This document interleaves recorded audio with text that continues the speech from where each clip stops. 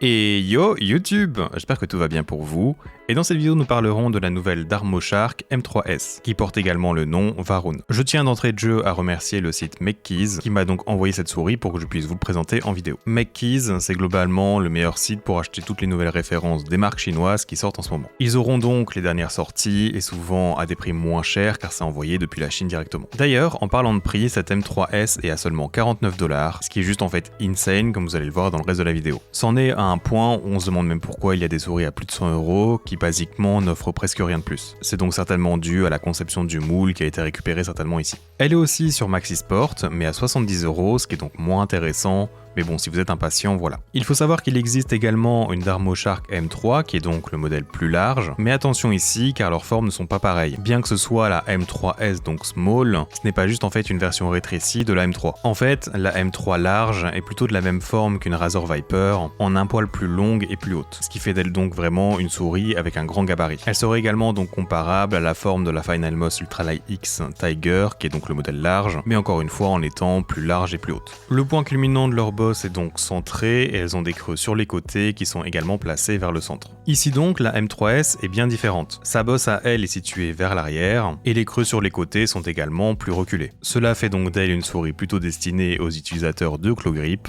surtout si vous voulez un format plutôt petit avec une présence moins importante dans la main. En comparaison, elle est un peu dans le même ordre d'idée qu'une Pulsar X2 Medium, sauf que ses côtés sont creusés et non plats, ce qui va donc rendre cette souris également plus fine que la X2. Basiquement, cette M3S aura une forme qui va être très proche de la Lethal Gaming Gear LA1 qui va sortir prochainement, ou encore la nouvelle OP1 de Endgame Gear, mais cette OP1 sera plus fine. Pour moi, c'est donc une forme bien plus safe que par exemple une Lumzu Atlantis Mini, qui elle en fait remplira plus la largeur basse de votre paume, et ça forcera aussi plus vos doigts dans une certaine position au vu de ses côtés en pente. Cependant, bien sûr, il n'y a pas de meilleure forme entre les deux, c'est juste une question de préférence comme à chaque fois. Je la trouve aussi également plus safe pour des styles de grip hybride ou fingertip, étant donné en fait qu'elle est un peu plus ronde dans sa transition du haut vers les côtés. Je dirais juste que je la recommande pas forcément pour du palm, sa forme en fait n'est pas vraiment faite pour cela, la M3 normale sera peut-être plus adaptée par exemple, surtout donc si vous avez une grande main.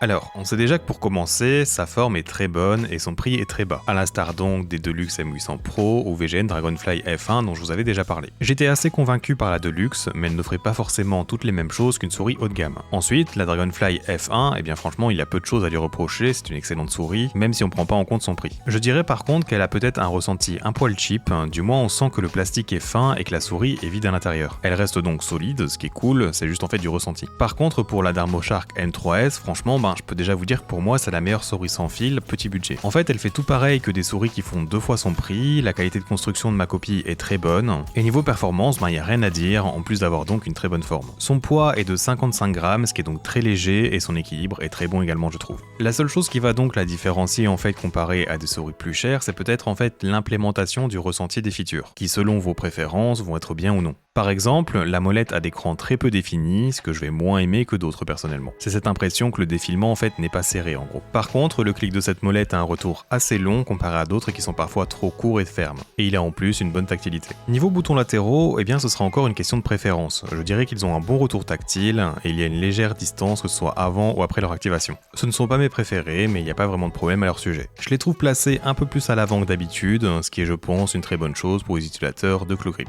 Et finalement pour les clics principaux, ils ne sont pas parfaits, il y a un peu de déplacement latéral, mais ce n'est pas quelque chose que j'ai ressenti en jeu. Il y a un peu de trajet avant leur activation, mais pas du tout après car stoppé physiquement par la coque. Ce que j'aurais mis par contre un peu en dessous de mes premières sessions, ce sont les switches utilisés qui sont les TTC Gold 60M, car je les trouvais en fait un poil trop lourds comparé à d'autres switches. Mais après 2 semaines de jeu, ils se sont un peu allégés, donc cela me dérange moins. Ils vont normalement être assez durables et ont moins de chances de développer des doubles clics que d'autres switches, ce qui est donc une très bonne chose. Une autre bonne chose d'ailleurs que personnellement j'apprécie, c'est les courbes en fait dans les clics qui permettent en fait une meilleure manipulation avec du fingertip. Je vais maintenant vous passer un sound test de ces différents éléments, mais avant cela, si mon contenu te plaît, n'hésite pas à t'abonner. Je m'excuse de devoir le dire à chaque vidéo, mais le référencement YouTube est assez compliqué en fait pour moi, vu que je suis quasiment le seul francophone à parler de ces souris. Donc plus on est, et plus cela pourra m'aider, donc voilà.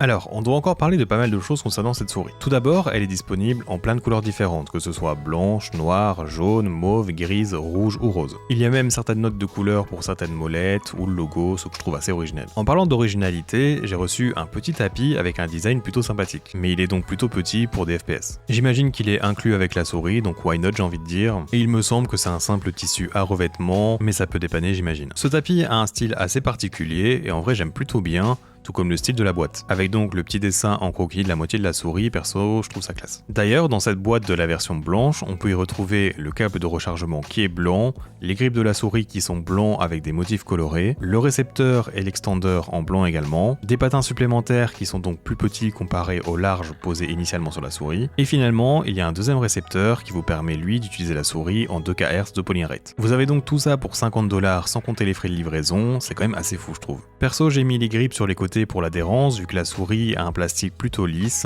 mais aussi surtout pour élargir un peu sa forme que je trouvais un peu fine pour mes préférences. Ce ne sont pas les meilleurs grips, ils sont plutôt lisses avec des gravures de notes et instruments de musique. Ça change de d'habitude, mais bon perso c'est pas mes grips préférés. Cependant ils sont fournis avec, ils font le taf, donc voilà. Pour le récepteur 2K qui accompagne le capteur Pixar 3395 de la souris, eh bien il y a une chose très sympa dessus, c'est qu'il indique également le niveau de la batterie. Il sera vert quand le niveau de charge de la batterie sera haut, puis il passera au bleu, et finalement il va virer au rouge quand le niveau sera bas. Il faut savoir que si vous utilisez cette souris à 2 kHz, l'autonomie de la batterie en fait sera genre de 2 ou 3 jours, ce qui n'est donc pas beaucoup, mais il faut bien faire des compromis quelque part. Avec le récepteur de toute façon, vous serez averti pour devoir la recharger, donc perso ça me va complètement. Je vous parle de cette durée de vie, mais bien sûr c'est sans le RGB activé sur la molette d'ailleurs, que je n'avais jamais mis sauf pour le montrer dans cette vidéo. Et pour revenir sur les performances du 2 kHz, je n'ai pas eu de problème en jeu, mais quand je branchais par exemple une autre souris, j'ai parfois eu quelques pertes de signal. Donc si vous avez d'autres accessoires sans fil, peut-être que cela pourrait l'impacter. J'ai parfois réussi à reproduire ce phénomène, mais parfois non, donc voilà, au moins vous le savez. Si vous rencontrez le problème, il vous suffit de débrancher et rebrancher le récepteur pour que tout devienne normal. Dans le logiciel que je vous conseille d'installer, vous pourrez régler le polling rate qui est de base à 500 Hz, le debounce time qui est à 8 ms que moi j'ai baissé à 1 vu que ce sont pas des KLG 8.0, et il y a aussi le motion sync qui est d'office activé. Vous avez aussi le choix d'avoir un mode e-sport que j'ai activé personnellement, mais je vous avoue que je sais pas trop ce que ça fait. J'imagine que c'est une sorte d'overclock en mode ça consomme plus de batterie comme on a déjà vu chez d'autres. Et petite info aussi, il y a une option pour inverser le sens de la molette, je sais pas si ça peut être utile à un certain jeu ou autre, mais voilà. J'ai eu un peu de mal à trouver le logiciel, j'ai dû aller sur Reddit,